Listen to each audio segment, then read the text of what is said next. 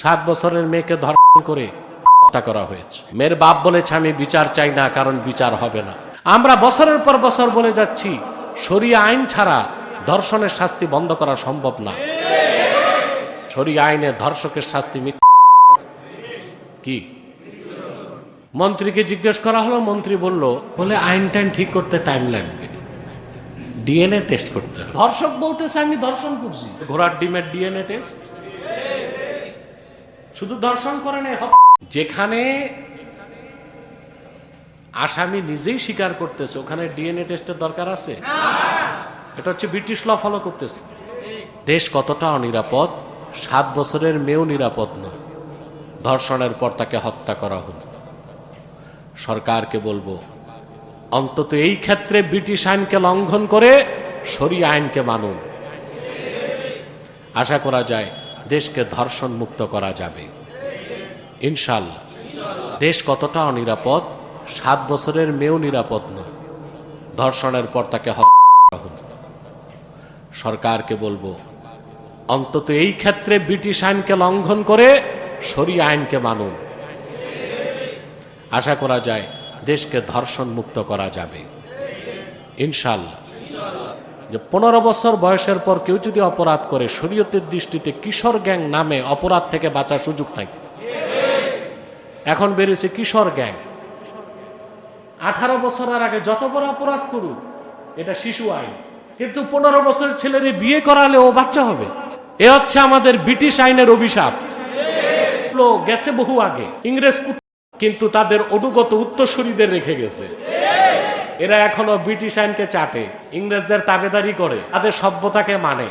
দেখেন না ব্রিটিশ আইন মানার কারণে দেশের কি অবস্থা। আমি আগে আপনাদেরকে বলেছি পৃথিবীর প্রত্যেকটি উন্নত রাষ্ট্র ব্রিটিশ আইনকে লঙ্ঘন করেছে।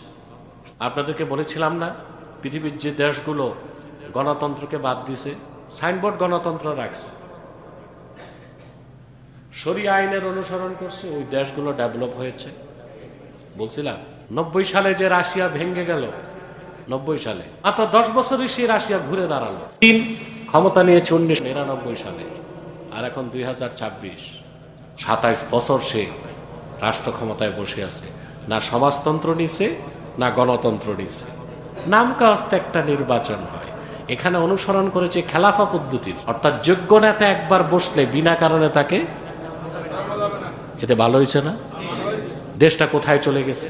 চায়নাতে দেখেন CCP, China communist party, Xi Jinping, ওদের নাম খুব উদ্ভট হয়। তাকে পার্লামেন্টে আইন করে নেতা বানায় দিয়েছে, যে মৃত্যু পর্যন্ত নেতা। গণতন্ত্রের অনুসরণ করছে, সমাজতন্ত্রের করছে, খেলাফা পদ্ধতির অনুসরণ করছে। এখন চায়নাকে আমেরিকা ভয় পায়। তো যারাই গণতন্ত্রকে আঁকড়ায় ধরেছে তারা মরছে, যারাই ব্রিটিশ আইনকে পরিবর্তন করে নাই তারাও মরছে। আমি উদাহরণ দিয়েছিলাম না সিঙ্গাপুরের। আমার দেশের আইনমন্ত্রীকে বলবো কিছু বইপত্র পড়েন, শুধু আইনের বই পড়লে হবে না। লি কুয়ান, সিঙ্গাপুরের যিনি ফাউন্ডার ফাদার, নাম শুনছেন না? তার লেখা একটা বই আছে, from third world to first, Singapore story 1965 to 2000। তৃতীয় বিশ্ব থেকে কিভাবে প্রথম বিশ্বে এসেছে 1965 সাল থেকে 2000 সালের মধ্যে। আমি খুব কাছ থেকে দেখেছি তাদের কালচার। তারা শরিয়া আইনকে অনুসরণ করে, শরিয়া আইনকে স্বীকার। মৃত্যুদণ্ডের সর্বোচ্চ শাস্তি 3 মাসে। কয় মাস? আমাদের নারায়ণগঞ্জের কলঙ্ক 7 মার্ডার, ফাঁসির রায় হয়ে আছে, আসামিরা বুড়া হয়ে যাচ্ছে, কিছুদিন পর এমনিই মারা যাবে, এখনো মৃত্যুদণ্ডই কার্যকর হইল না। আরে কি ব্রিটিশ আইন নিয়ে আসি। এই 7টা লোক স্বীকার করছে কিভাবে হত্যা করছে, রায় হয়ে গেছে, কার্যকর। আর ওখানে 3 মাসই মৃত্যুদণ্ড কার্যকর। ওখানে নেশা করলে বেত্রাঘাত করে। বেত্রাঘাত কি ব্রিটিশ লর অনুসরণ না শরিয়া আইনের অনুসরণ? দোররা, বেত, তাৎক্ষণিক বিচার।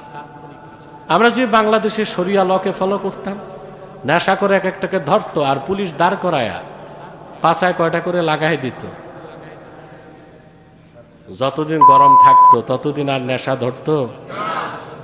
এগুলোর ধরে পুলিশের কাছে দেয়, পুলিশ দেয় আদালতে। আদালতে গেল মানে নেশা করে মনে করলো আমি তো শ্বশুর বাড়ি যাচ্ছি। ভিতরে ঢুকার পর ভিতরে নেশার পোটলা গেছে। দোষ দেন পুলিশকে, পুলিশ বিরক্ত যে আমরা তো ধরতেছি কিন্তু তা তো জামিনে বের হয়ে আসতেছে। কথা বলে, আজ পর্যন্ত বাংলাদেশে কোন ডাকাতের মৃত্যুদণ্ড বা বিচার আদালত করছে প্রমাণ আছে? জনগণ করছে প্রমাণ আছে? জি, ডাকাত ধরছে জনগণ, কিসের আদালত? মানে বিচার হয়ে গেছে। জনগণ যদি মবক্রেসি না করত তাহলে বাংলাদেশের ডাকাতের উৎপাতে বাঁচা যেত? তো বলছিলাম এই যে দুঃখজনক ঘটনা, দেশ কতটা অনিরাপদ। 7 বছরের মেয়েও নিরাপদ নয়। ধর্ষণের পর তাকে হত্যা করা হলো। সরকারকে বলবো অন্তত এই ক্ষেত্রে ব্রিটিশ আইনকে লঙ্ঘন করে শরিয়া আইনকে মানুন। আশা করা যায় দেশকে ধর্ষণ মুক্ত করা যাবে ইনশাআল্লাহ। দেশ কতটা অনিরাপদ, 7 বছরের মেয়েও নিরাপদ নয়।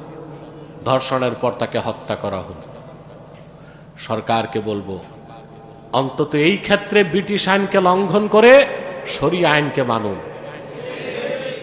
আশা করা যায় দেশকে ধর্ষণ মুক্ত করা যাবে ইনশাআল্লাহ।